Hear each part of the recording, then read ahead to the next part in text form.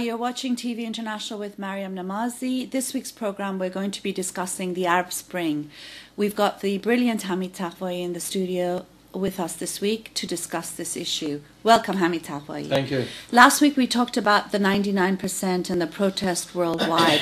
Is the Arab Spring linked to what we're seeing in Wall Street, in London and across the world? Well, of course it's linked. First of all, because the root of both movements is the same, and that's the whole economical situation in the world, the economical crisis. One of the main slogans of the revolution in Egypt was bread. Was the question of unemployment, the question of poverty, and you see that the same thing is happening in the West now. That's one thing that relates that connects those two. The other thing is that even the form and the method of protest, you see, is almost the same. I mean, the whole idea of occupying Wall Street comes from the Tahrir Square in Egypt. And it's not only Egypt and New York, of course. Every other places in the world, we had that idea of occupying the street and claiming that the street belongs to us. You know, with the idea of occupying comes the idea of control. We have to take control. We people, we 99%, we have to take everything in our own hand. You know, that idea is a new idea, you can say, and it is the basic idea in Arab Spring, Middle East revolutions, and in protests in the West. In Spain, we had the same thing, say 3 months ago. In Paris, we had the same thing. In Sol Square, people in Spain, they said, streets belongs to us. We are occupying this. It's not only demonstration. It's not one-day protest and go home. It's go out, come to the street, and remain there. Take control of the whole situation. It's interesting, when you talk about the similarities, there's also been a lot of opposition to parliamentary democracy in protests that we see from Wall Street and across the world, whereas the Arab Spring protests are often being portrayed in the media as pro-democracy movements, and that's often the label that's given to protests that take place. But would you agree that they're pro-democracy? I don't think that you can call them pro-democracy as such. They are against dictatorship for sure. But it doesn't mean that necessarily they are pro-democracy. They are pro-freedom. People want to be free.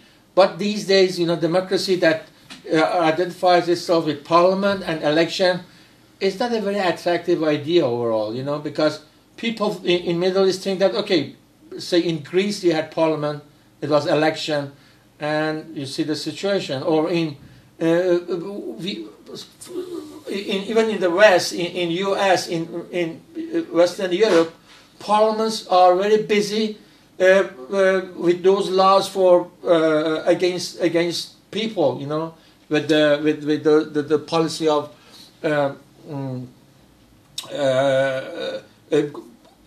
cutting all the social services and so on and so forth. So it's not very attractive that, okay, we want parliament. Every Egyptian would think, okay, parliament to do what? Something like Greece, we want greed that comes with the parliament, we want bailouts, we want unemployment? Of course not. So 50 years ago we couldn't say that. For a dictatorship like in the revolution that we had in Iran 30-something years ago, people wanted democracy as such. It made sense somehow. But these days, nobody is for democracy. It seems though if you're not for parliamentary democracy, then you're not for people's participation in society. That's the image that's given. What would be an alternative then if people aren't able to go and vote? What else could they do? The alternative is taking shape already. The alternative is people with their committees, with their councils, with their... They are organizing themselves to take, as I said before, with the idea of occupying states comes the idea of controlling the society. People saying we can do this. It is possible, especially with the new technology, with the internet and with the social media and so on. People think that it is doable. It's possible. We can do that. We can take control in our own hands.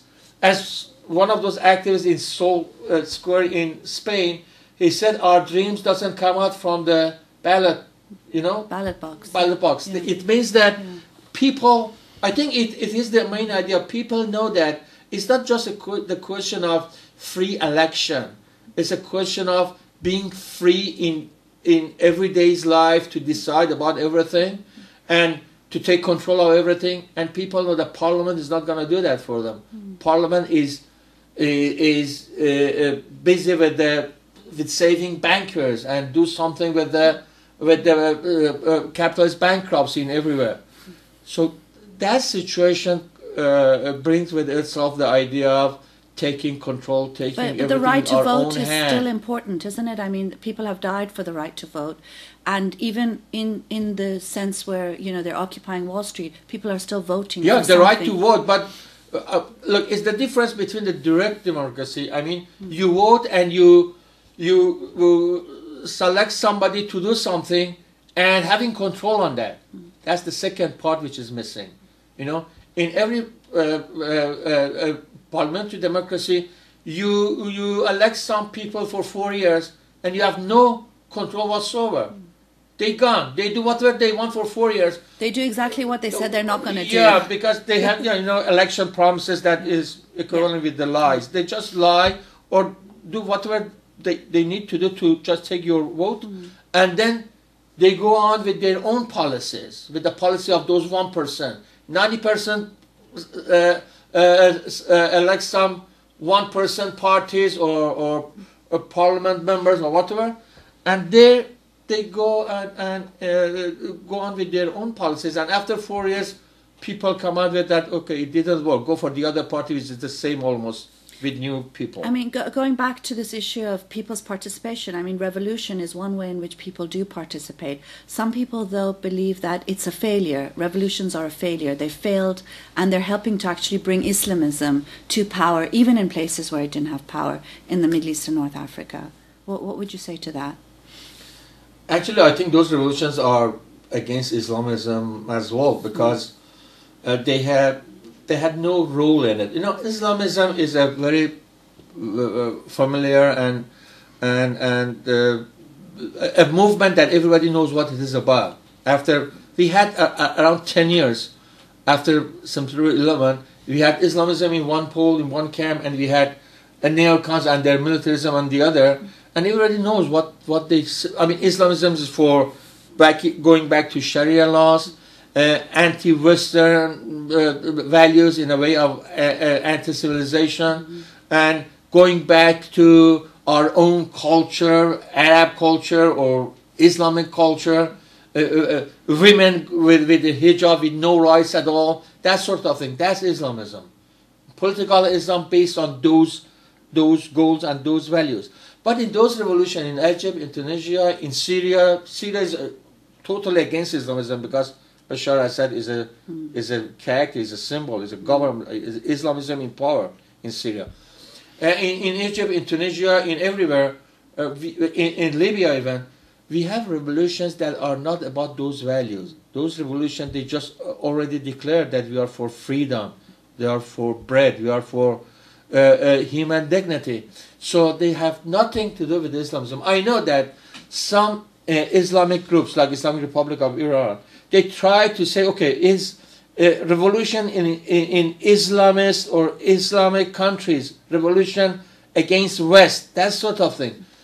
But people on the street, they don't say that. We don't see any slogan against US, but for there example. is a danger of Islamism taking power. For It example, is always there is a danger, because as far as Islamism is there as a political power, of course they do whatever they can to take power in those new situation that is created by revolution. But they had nothing to do with the revolution itself. You know what I mean? Yeah. People, I mean, even like Muslim Brotherhood, which was a very strong party in Egypt. Even they had a member of parliament. They were in parliament in Mubarak's time. In their revolution, they are nowhere. You don't see them at all.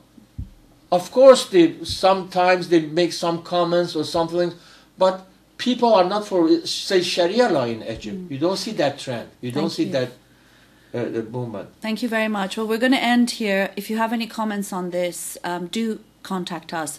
I just want to end with something that a Tunisian was saying in a rally for secularism.